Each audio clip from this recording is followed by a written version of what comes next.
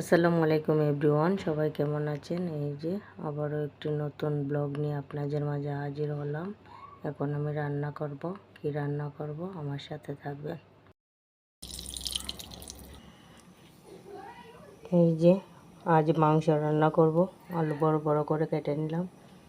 এখন আলুগুলো ভাজবো।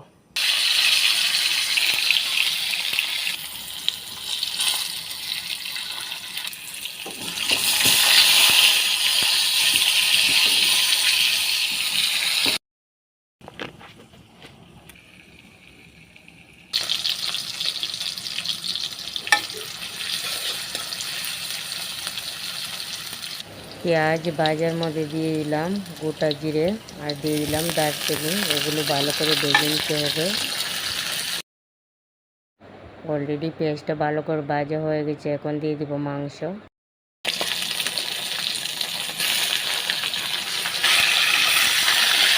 মাংস ভাজা ভাজা হয়ে গেছে। কুকার মশলা দিয়ে দিলাম রসুন আদা বাটা। এই যে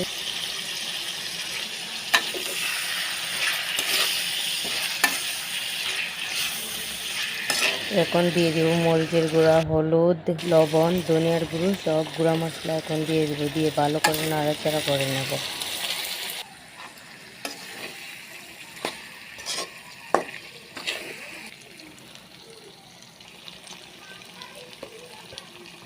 দিয়ে দিলাম পরিমাণ মতো জিরে গুঁড়ো।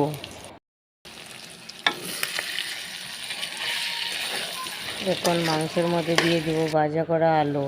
এই যে অলরেডি দিয়ে দিলাম ভাজা করা আলুটি। দিয়ে দেব সামান্য একটু পাঁচফোড়নের গুঁড়ো।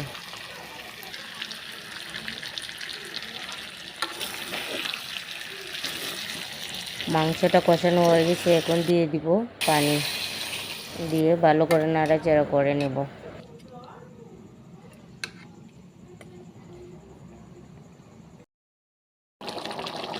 এখন দিয়ে দিব কয়েকটি আস্ত কাঁচা লঙ্কা। এভাবে কাঁচা লঙ্কা দিলে মাংস অনেক টেস্ট হয়।